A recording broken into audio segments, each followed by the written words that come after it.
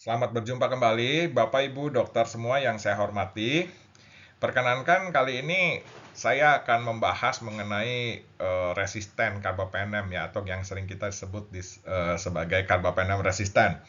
Ya, pada video kali ini kita akan membahas hal tersebut dan nanti kita bisa lihat apa sih sebenarnya carbapenem resisten dan bagaimana kita mengidentifikasi sekaligus pilihan-pilihan terapinya. Nah, Bapak Ibu dokter yang saya hormati, saya akan memulai dengan bagaimana kita mengidentifikasi dan mendefinisikan carbapenem resisten itu sendiri. Carbapenem resisten itu berdasarkan mekanisme terjadinya resistensi terhadap carbapenem, itu kita bagi menjadi dua ya. Ya, kita sebut kalau carbapenem resisten itu jelas. Ini adalah mikroorganisme yang memang tahan atau resisten terhadap antibiotik-antibiotik golongan carbapenem. Ya, tetapi ada mekanisme yang berbeda di sini. Bagaimana dia menjadi resisten terhadap carbapenem? Yang pertama melalui mekanisme carbapenemase producers ya, memproduksi carbapenemase, dan ada lagi mekanisme yang kedua yang non carbapenemase producers.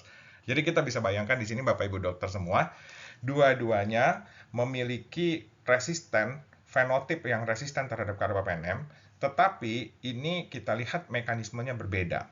Mikroorganisme yang satu dia menjadi resisten terhadap carbapenem dengan menghasilkan carbapenemase ya, kita sebut sebagai carbapenemase producers. Mikroorganisme yang lain menjadi resisten terhadap carbapenem dengan cara yang lain, bukan menghasilkan atau memproduksi carbapenemase. Fenotipnya sama, tetapi mekanismenya berbeda. Fenotipnya sama-sama resisten terhadap carbapenem. Nah, Bapak Ibu dokter yang saya hormati, kalau kita lihat di sini masih ingat YouTube ya, Bapak Ibu dokter nanti bisa membuka lagi dua YouTube kami di Raspromedik dan Antibiotik terkait antibiotik empirical spectrum dan treating the beta lactamasis. Nah, kalau Bapak Ibu dokter lihat di sini pada YouTube yang lalu, itu kita membahas mengenai klasifikasi dari Ambler ya. Ambler classification ini membahas atau mengklasifikasikan kuman beta lactamasis ya. Jadi beta lactamasis di Enterobacteriales ya penggolongannya, tetapi ini ya kita lihat secara umum aja. Ya, jadi kalau kita lihat Ambler classification ini dia membagi mikroorganisme beta lactamasis. Dan berdasarkan genotip yang berperan di sini dia membagi menjadi Ambler classification kelas A, kelas B, kelas C, kelas D ya. Dan di sini kita masih ingat ya bahwa ada yang warnanya merah yang kita sebut sebagai carbapenemase producers, yang warnanya coklat ini broad spectrum terhadap antibiotik beta lactam yang resisten terhadap banyak antibiotik beta lactam. Kemudian ada ESBL di sini, extended spectrum beta lactamase, dan ada yang lebih narrow resisten terhadap antibiotik beta lactam. Ya, tetapi ini digolongkan sebagai beta lactamasis. Nah, kalau kita lihat Bapak Ibu dokter di sini, yang warna merah, ini yang warna kuning ini adalah golongan ESBL ya. Tapi yang warna merah ini adalah yang golongan carbapenemase producers. Ya, jadi dia di sini mikroorganisme dengan gen-gen yang berkontribusi di sini, dia menghasilkan carbapenemase dan secara fenotip dia menjadi resisten terhadap carbapenem. Ya, Nah, ini contohnya ya Bapak Ibu dokter. Tadi pada awal telah kami singgung bahwa memang bisa jadi resisten terhadap carbapenem. Fenotipnya resisten terhadap carbapenem. Tetapi genotip yang berkontribusi bisa berbeda. Ini contoh, kalau kita ambil dari Ambler classification tadi ya, mikroorganisme yang tergolong beta lactamasis, ini contoh ada yang berkontribusi di sini antara lain misalnya kalau genotip yang berkontribusi di sini adalah gen TEM dan CTXM misalnya ya. Secara mekanisme dia menjadi resisten terhadap beta lactam dengan menghasilkan enzim-enzim beta lactamase. Ya, di mana di sini kemudian efeknya timbul fenotip dan efek dia menjadi resisten terhadap beta lactam. Ya, ini contoh yang masuk ke dalam golongan beta lactamasis. Kemudian ada juga di sini gen-gen yang seperti KPC, NDM dan yang lain-lain yang secara mekanismenya dia menyebabkan menghasilkan enzim atau carbapenem mase producers ya, memproduksi carbapenemase. Di mana di sini Bapak Ibu dokter kita bisa lihat bahwa akhirnya juga menghasilkan resisten yang terhadap karbapenem. Jadi kita lihat di sini ya, ESBL ini resisten terhadap beta laktam dengan menghasilkan beta laktamase, genotip yang berkontribusi terjadinya perubahan ini adalah TM dan CTXM. Ya, kemudian di sini juga ada fenotip yang resisten terhadap karbapenem yang disebabkan oleh produksi karbapenemase, dan genotip yang berkontribusi di sini antara lain KPC, NDM dan lain-lain. Ya, ini seperti itu. Nah, nanti kita fokus bahasanya di sini ya Bapak Ibu dokter ya. Sekali lagi, karbapenem resisten. Karbapenem resisten ya, dan ini yang disebabkan oleh karena pada pembagian ini karbapenem resisten disebabkan oleh produksi karbapenemase. Berbeda dengan yang ini ya Bapak Ibu dokter. Ini contoh ya. Ini MAC again ya. Yang berkontribusi di sini itu yang bisa menyebabkan perubahan itu adanya MAC again yang menyebabkan terjadinya perubahan ya pada penicillin binding protein ya. Jadi MAC again ini dia berkontribusi, dia mengalami perubahan, berkontribusi pada perubahan pada penicillin binding protein yang menyebabkan dia menjadi resisten terhadap beta laktam. Rupanya tidak bisa terjadi ikatan yang baik kemudian antara antibiotik beta laktam dengan mikroorganisme yang bersangkutan, sehingga secara fenotip juga resisten beta laktam, efeknya resisten beta laktam. Ini adalah salah satu contoh, dan mekanisme ini terjadi pada kuman MRSA, methicillin resistant Staphylococcus aureus, yang resisten terhadap antibiotik beta laktam gitu ya. Tetapi ini bukan menghasilkan enzim atau menghasilkan beta laktamase, bukan. Dia menjadi resisten oleh karena Staphylococcus aureus ini menjadi resisten terhadap beta laktam oleh karena perubahan pada penicillin binding proteinnya, kira-kira gitu ya. Ini kepustakaannya Bapak Ibu dokter bisa lihat di sini. Dan ada juga yang lain ya Bapak Ibu dokter. Nah, ini contoh-contoh mekanisme karbapenem resisten. Dia menjadi resisten terhadap karbapenem, terhadap antibiotik karbapenem, tapi bukan dengan menghasilkan enzim atau memproduksi karbapenemase. Ya, jadi di sini Bapak Ibu dokter bisa lihat ya adanya perubahan pada genotip OPIRD ya, MAX ABC juga ya. Di sini terjadinya perubahan membran permeability ya, kemudian terjadinya efflux pump ya, yang menyebabkan secara fenotip di sini dia menyebabkan karbapenem resisten secara fenotip. Ya, jadi di sini kita lihat, dan akhirnya mungkin ini supaya lebih mudah ya Bapak Ibu dokter, kalau kita fokus pada resisten antibiotik karbapenem resisten, mikroorganisme yang resisten terhadap karbapenem, akhirnya kita bagi dua berdasarkan mekanismenya ya. Ada yang dengan sebagai karbapenemase producers di sini ya, dan ada yang non karbapenemase producers, yaitu dengan mengalami perubahan membran akibat terjadi perubahan membran, efflux pump dan sebagainya. Ya, jadi ada dua. Sekali lagi, dua-duanya resisten terhadap karbapenem tapi dengan mekanisme yang berbeda.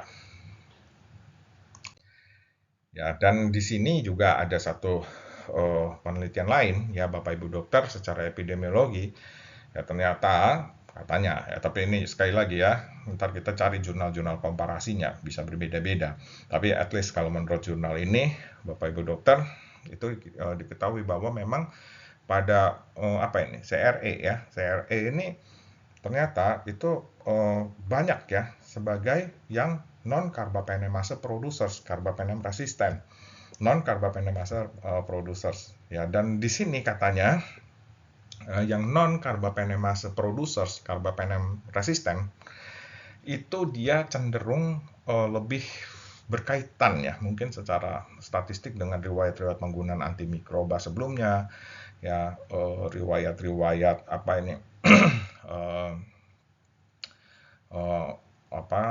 antibiotik sebelumnya dibandingkan dengan yang karbapenemase producers, karbapenem resisten. Nah, jadi ini hanya sebagai pembanding aja ya. Dan kalau kita lihat di sini Bapak Ibu dokter ya, ini Bapak Ibu dokter bisa lihat di YouTube Raspro Medik dan Antibiotik dengan judul Raspro Indonesia Restratification. Kami memang di sini membagi kelompok pasien menjadi 3 stratifikasi. Stratifikasi resiko tipe 3 ini yang termasuk ESBL dan other MDR ya di sini. Tentu other MDR yang dimaksud di sini bukan hanya yang carbapenem resisten aja, tetapi adalah kuman-kuman yang multi drug resisten yang Bapak Ibu dokter bisa lihat di YouTube kami yang lalu yang dituliskan dalam jurnal oleh Magiorakos ya, AP Magiorakos et al. Di situ. Ya, jadi apa itu kriteria MDR itu udah yang lalu pada YouTube yang lalu. Nah, tapi Bapak Ibu dokter bisa lihat di sini bahwa yang masuk ke dalam stratifikasi resiko tipe 3 yang pada akhirnya bisa direkomendasi penggunaan antibiotik watch dan reserve, termasuk di dalamnya adalah yang carbapenem resisten. Ya, sekali lagi bukan hanya carbapenem resisten ya di stratifikasi resiko tipe 3 ini, tetapi ESBL plus other MDR ya. Nanti kriteria MDR itu bisa Bapak Ibu dokter baca di AP Magiorakos et al. Yang sudah kami tayangkan di YouTube yang lalu. Nah, disinilah tapi letaknya antara lain carbapenem resistan ya, baik yang carbapenemase producers maupun yang non carbapenemase producers. Nah, lalu bagaimana dengan antibiotik option untuk carbapenem resisten? Ya, di sini ada berbagai macam antibiotik ya yang seringkali dimajukan. Ya, ini antibiotik ceftazidime avibactam, di mana antibiotik ini termasuk dalam antibiotik reserve menurut WHO. Nah, kita lihat potensiasinya ya, antara lain ada ceftazidime avibactam nanti, ceftalosan tazobactam, kemudian ada juga polymyxin 3 siklin. Ya, itu yang saya dapat dari berbagai macam jurnal. Nanti boleh sejawat tambahkan lagi kalau memang ada jurnal-jurnal lain yang lebih berkaitan. Ya, tapi kita akan fokus ke sini dulu terhadap carbapenem resisten ya. Pilihan antibiotiknya apa aja? 1, ceftazidime avibactam. Nah, kalau kita lihat Bapak Ibu dokter, ceftazidime avibactam ya. Di sini pada jurnal ini disampaikan bahwa ceftazidime avibactam ini bisa lah untuk Pseudomonas aeruginosa, dan dia juga bisa untuk kuman-kuman atau mikroorganisme yang memiliki genotip-genotip sesuai atau yang termasuk dalam Ambler Classification Group A, jadi artinya dia untuk ESBL bisa, dan untuk carbapenemase ya, carbapenemase producers, carbapenem resisten, kuman yang resisten terhadap carbapenem karena carbapenemase producers itu dia juga bisa ya, pada yang masuk dalam genotip yang dikategorikan dalam Ambler Classification Group A. Ya, selain itu grup C dan grup D ini juga sebagian bisa ya dia bilang ya. Tapi di sini Bapak Ibu dokter kalau lihat Ambler Classification Group A ini antara juga ada carbapenemase. Jadi dia cukup rekomen kelihatannya ya kalau kita baca dari jurnal ini untuk Ambler Classification Group A yang carbapenemase producer ya. Nah, bagaimana untuk yang carbapenemase non carbapenemase producer, carbapenem resisten? Ya, bagaimana yang dia resisten carbapenem tapi tidak termasuk dalam carbapenemase producer, non carbapenemase producer. Ternyata ceftazidime avibactam ini juga memiliki aktivitas yang cukup baik ya untuk yang non carbapenemase producers carbapenem resisten. Ya, jadi dia memiliki suatu aktivitas yang baik. Jadi ini datanya bisa untuk dua-duanya ya, carbapenem yang resisten, baik yang carbapenemase producer maupun yang non carbapenemase producer. Jadi ya lumayan lah. Ya, tapi ini juga kita harus ingat ya Bapak Ibu dokter, kalau kita lihat pada slide yang lalu, yang direkomendasikan itu adalah carbapenemase producers yang masuk di Ambler yang genotipnya masuk dijelaskan dalam Ambler klasifikasi grup A. Ya, jadi nggak bisa semua juga ya kalau di jurnal yang di slide yang lalu kan carbapenemase producer yang di Ambler classification group B nggak ya. Ya, gitu ya. Jadi dia bisa untuk carbapenemase producers carbapenem resisten, tapi juga pada gen-gen tertentu yang direkomendasi kelihatannya begitu ya. Ya, ditambah juga pada yang non carbapenemase carbapenem resisten, itu juga bisa ceftazidime avibactam itu juga bisa. Nah, bagaimana dengan ceftalosan tazobactam ya Bapak Ibu dokter? Nah, kalau kita lihat juga pada jurnal ini, Bapak Ibu Dokter, ceftalosan, tazobactam itu dia kelihatannya lacks activity against carbapenemases. Jadi kayaknya dia kurang direkomendasi pada kasus-kasus carbapenem resisten yang carbapenemase producers, gitu ya, kira-kira. Tapi di sini dia cukup baik ya. It is significantly less affected by changes in the porine permeability, membran permeability-nya, or efflux pump. Ya, jadi kalau kita lihat dia mungkin masih bisa nih untuk carbapenem resisten yang non carbapenemase producers. Resisten carbapenem yang non carbapenemase producers. Ya, ini jadi keserimpet-serimpet lidah nih ya, kalau bicara tentang ini ya. Tapi nggak apa-apa, kita coba pahami bersama-sama. Ya, jadi kita ketahui seperti itu.